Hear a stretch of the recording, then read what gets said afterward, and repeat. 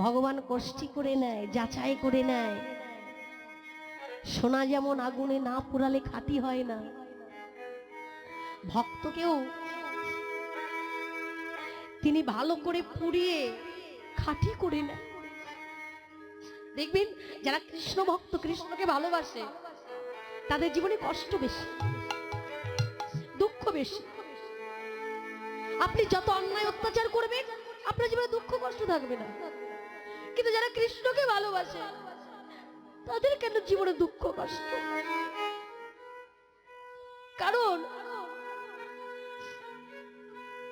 এই মায়ার জালে আবদ্ধ হয়ে থাকলে তো ভগবানকে পাওয়া যায় না। ভগবান যাচাই করে তাকে কষ্ট দিয়ে দিয়ে দিয়ে দিয়ে তার সমস্ত দেহের আবর্জনাকে পরিষ্কার করে যখন প্রেম ভক্তির ভান্ডার পরিপূর্ণ হয়ে যায়, তখন ভক্ত আর ভগবান একাকার। তাই গৌর হরি বল। বহুদিন চলে গেল। একদিন লালা মন্দিরের দুয়ারে গিয়ে দাঁড়িয়ে করজোড় করে বললেন, মদন গোপাল, এ তোমার কেমন বিচার? শুনেছি কোন ভক্ত যদি ভক্তি ভরে তোমায় ডাকে, তুমি নাকি ডাকে সাড়া না দিয়ে থাকতে পারো না। আমার ডাক কি তোমার কানে পৌঁছায় না? ঠিক আছে, আমিও তোমাকে কথা দিলাম, যতক্ষণ তুমি আমাকে দেখা না দেবে আমি জল স্পর্শ করব না। এই বৃন্দাবনের মাটিতে অনাহারে নির্জলা উপবাস করে আমি প্রাণ ত্যাগ করব। যতক্ষণ তুমি আমাকে দেখা না দেবে আমি জল স্পর্শ করব না। মন্দিরের পূজারী বাহিরে এসে বললেন, বাবা, বৃন্দাবনে এমন কথা বলতে নেই।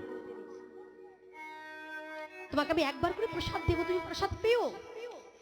প্রসাদ না পেয়ে তো ভগবানকে ডাকা যাবে না, প্রসাদ পেতে হবে। প্রত্যেকদিন প্রসাদ দেয়।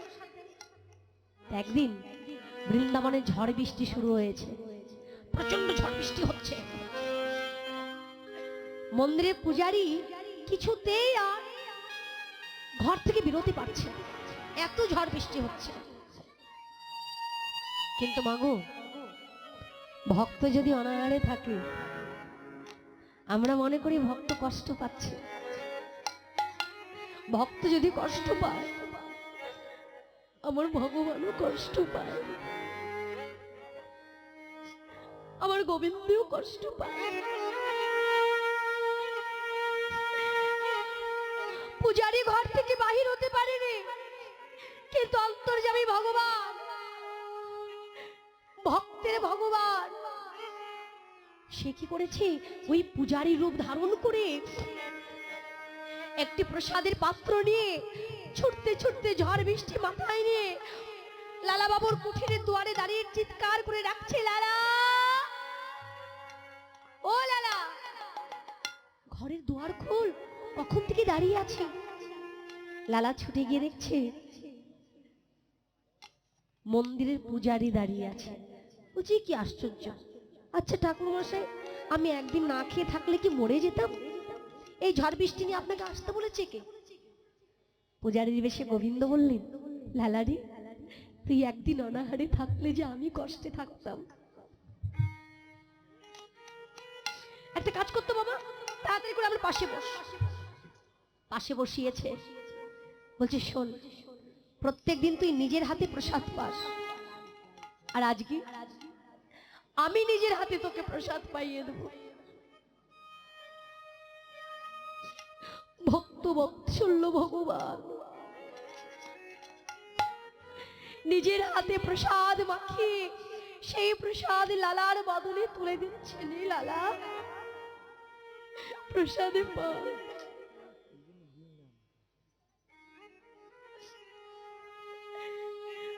লালা বাবু প্রসাদ পেয়ে বলছে, ঠাকুর মশাই, খুব সুন্দর হয়েছে, এমন প্রসাদ তো আমি জীবনে কখনো পাইনি। পূজারীর বেশে গোবিন্দ বললেন, বাড়ি প্রসাদ ভালো হয়েছে বলে একা একা প্রসাদ পাবি, আমায় একটু দিবি না? আমি যে ভক্তের প্রসাদে পাওয়ার জন্য ছুটে আসি। দে লালা, আমায় একটু প্রসাদ দে।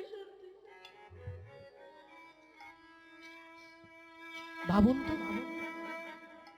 এই যে ভক্ত আর ভগবানের যে একটা মিলন, এই যে প্রেম, এই যে অনুরাগ, নয়নে তো দর্শন হবে না, যদি হৃদয়ে মাঝে একবার দর্শন করতে পারি আমাদের জীবন ধন্য। এদিকে পূজারি দেখছে বৃষ্টি থেমে গেছে, প্রসাদ নিয়ে আসছে। অন্তর্যামী ভগবান বুঝতে পেরে বলছে লালা আমি আসি, এই বলে যখন চলে গেছে ওই পূজারি এসেছে প্রসাদ নিয়ে। লালা বাবু বললেন, লালা বাবু বললেন এ কি ঠাকুর মশাই, একটু আগে যে আপনি আমাকে প্রসাদ দিয়ে গেলেন, আবার প্রসাদ নিয়ে এসেছেন? আমি তো একবারে বেশি দুবার প্রসাদ পাবো না। আমি প্রসাদ দিয়ে গেছি? হ্যাঁ, আপনি তো দিয়ে গেলেন, আপনি নিজের হাতে আমাকে প্রসাদ খাইয়ে গেলেন। না তো লালা, আমি আসিনি। তাহলে কে এসেছিল? পাত্রটা তো আমি রেখে দিয়েছি। বলে পাত্রটা নিয়ে আয় দেখি। পাত্রটা যখন নিয়ে এসেছে, পূজার এই পাত্র হাতে নিয়ে দেখছে সোনার পাত্র। আমার গোবিন্দের অঙ্গে হচ্ছে পদ্মগন্ধ। ওই পাত্র দিয়ে পদ্মগন্ধ বাহির হয়ে সারা কুঠির ময় হয়ে গেছে। লালা বাবুকে দর্শন করে পূজারি চিৎকার করে বলে উঠলেন, লালা, ও লালা, এ কি করেছিস বাবা? যে এসেছিল তাকে ছেড়ে দিলে কেন? তাকে ধরে রাখতে পারলি না? ওরে, এতদিন তার মন্দিরে আমি পূজা করছি, তাকে আমি দর্শন করতে পারিনি, কিন্তু তোর ডাকে সে ছুটে এসেছিল। আমার বেশে যে এসেছিল সে আমি নই রে। তুই এতদিন যাকে খুঁজে বেড়াচ্ছিস, যাকে দর্শন করব বলে বেড়াচ্ছিস, সে এসেছিল তোর কাছে। লালার একটাও কথা নয়, ছোটে মন্দিরে গেছে। মন্দিরে গিয়ে দেখছে ওই যে ভেজা অবস্থায় মন্দিরে উঠেছে না, সেই উপর দিয়ে পদচিহ্নগুলো পড়ে আছে। ভিতরে যে বিগ্রহ দাঁড়িয়ে আছে,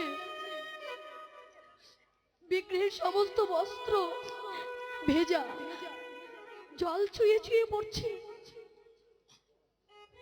লালাবাবু ছুটে গিয়ে গোবিন্দের চরণ দুখানে জড়িয়ে ধরে বললেন, বাবা,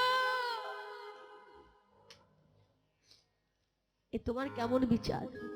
আমি তো তোমার কাছে বেশি কিছু চাইনি, আমি সব ছেড়েছি। আমি জমিদারি ছেড়েছি, আমি স্ত্রী কন্যাকেও ছেড়েছি, এই জগতে আমি কাউকে চাই না।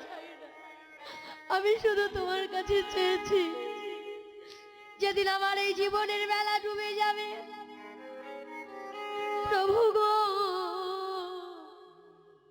সেই দিনই যেন তুমি আমায় হাত ধরে পাও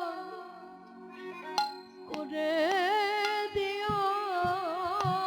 সেদিনে হাত ধরে পার করে দিও।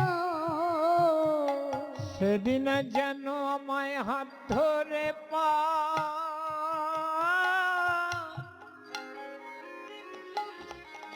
পারে করে দিও। যেদিন আমার ঘরে যাবা,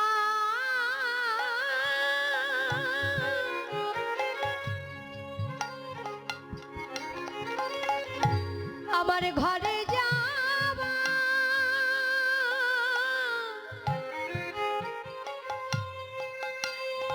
যাবার সময় হবে,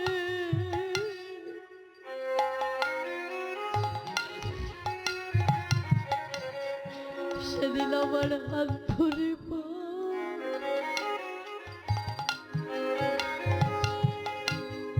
করে দিও।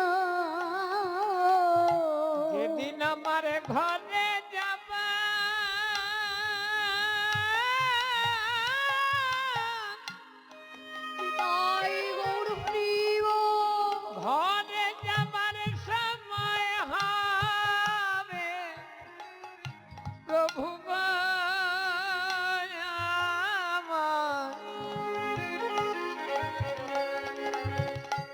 আমায় হাত ধরে পার করে নিও। আমার প্রাণ পাখি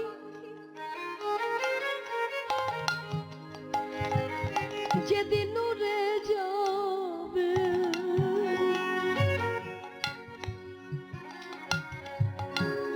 সেদিন তুমি ঘাটের কূলে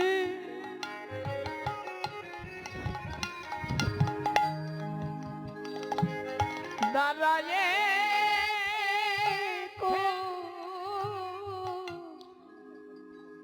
যেদিনে ঘরে যাব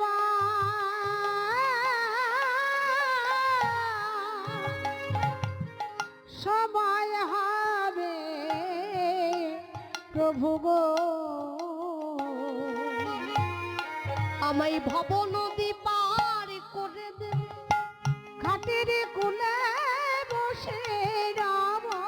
আমায় ভব নদী পার করে যেদিন দিও। ঘাটের কুলে দাঁড়াইব, ওহে ভব ঘাটের কান্দারি তুমি আমার হাত ধরে পার করে দিল। ওহে ভব ঘাটের কান্দারি তুমি হাত ধরে পার করে দিও, ভব ঘাটে কান্ডারি হাত ধরে পার করে দিও। সেদিন হাত ধরে পার করে নিও। রাধে রাধে। লালাবাবু সেই দিন সাক্ষাৎ রাধা গোবিন্দ